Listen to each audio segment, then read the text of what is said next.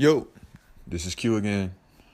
Today I am going to start to record my daily experiences and what I've learned that day because I feel like it's a journey that I'm learning that I feel like I'm placed here to give. So, today marks what's the day? June 11th, 2017, 11:26 a.m. So I'm going to do the 10th yesterday. I'm gonna do that one first because I missed it. The thing that really enlightened me and gave me a lot of energy yesterday was I was invited down to the YMCA in Crenshaw to have a speech about entrepreneurship to a group of young boys. And for me, man, I love doing that stuff, man, because it's, it's, for me, I always felt like my purpose here was to give people motivation and inspiration to go and do whatever they dream of. And I found it, and I've done it, and I'm doing it. And to give people the energy and the confidence to go out and do it themselves is really that part I love doing, especially with kids, because to be able to mold them at a younger age for greatness in the future, I mean, I don't know. I just get a kick out of doing that stuff, man. So, I gave my 2 cents as to what it takes, And it really, at the end of the day, it goes back to what Q4 is really all about, man. It's about the fourth quarter. If you're losing, how do you strategize to win? And if you're winning, how do you keep that momentum? And those four elements consist of the four principles, which is team, passion, commitment, and focus. You can't do it by yourself. I've done it. I've tried to do it in the past, and I've been, I didn't come out the way I wanted to come out. The passion, you gotta have it because the days where it's tough, if you don't have that passion, you won't get the job done. So the passion keeps you going. You gotta have the commitment. You gotta be all in, man. You gotta be committed to this. All the fruits of your labor will not come if you're not committed. And if they come, those fruits will be shitty. They're not gonna be fully grown because you didn't commit to it. You didn't go out every day and water that plant, that seed, to grow it to something beautiful and abundant. You didn't do that. You didn't commit to it. So you get shitty results. You got to be all in. And then the last one, focus. And focus really goes back to vision.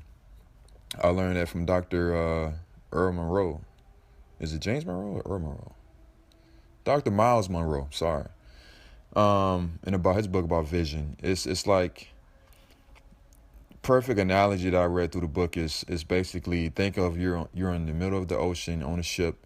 Everybody around you on this ship is saying, we've been floating for X amount of days. We're never gonna reach land. They're looking out. They don't see it, but you see it. You see it. You see it vividly. You can see the palm trees, the sand. You can feel it. You see it, right? The vision. If you don't have vision, you'll never reach the destination because, again, yeah, it's hard to get there. But if you can see the end of the tunnel, the end of the race, the end where you cross the line and you win it all, that gives you the drive to want to keep pushing to get there. If you don't see it, you think it's impossible. I can never get there. It would take me forever.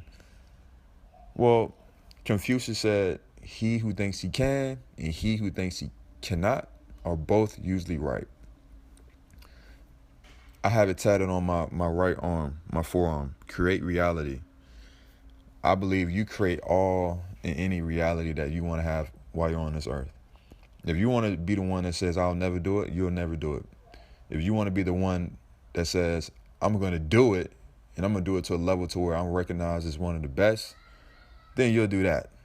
It's up to you. It's up to you. So, that was my experience yesterday, and it was awesome.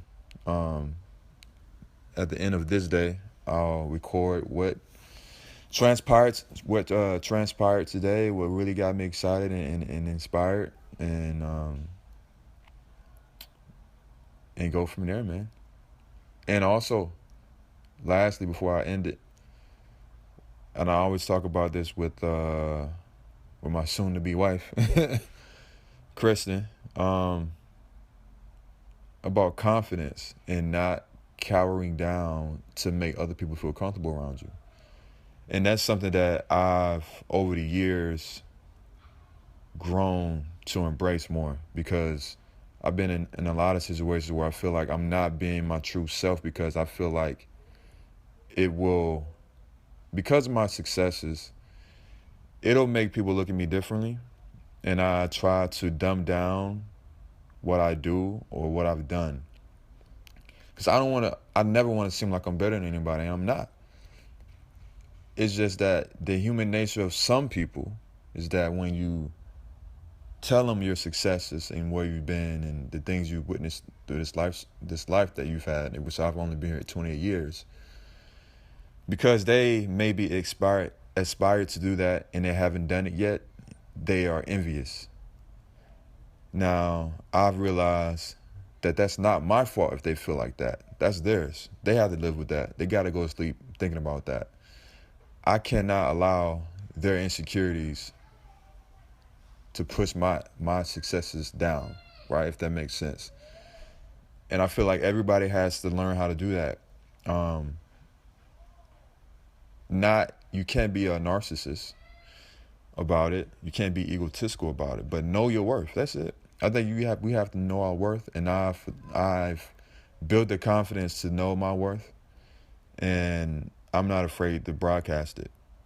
I'm not saying I'm gonna put it in your face, but I've been in plenty of scenarios, walking through the airport, going overseas, going to hotels, and obviously as a man of color, we don't see those. We don't see us.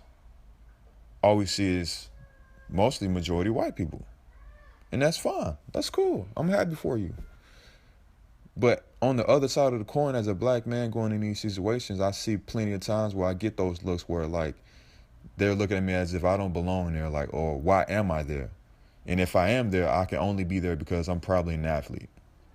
So it's just like they put bars on you, and the energy and the vibrations that you feel through the air, you feel them. You know that they're looking at you in a spiteful way.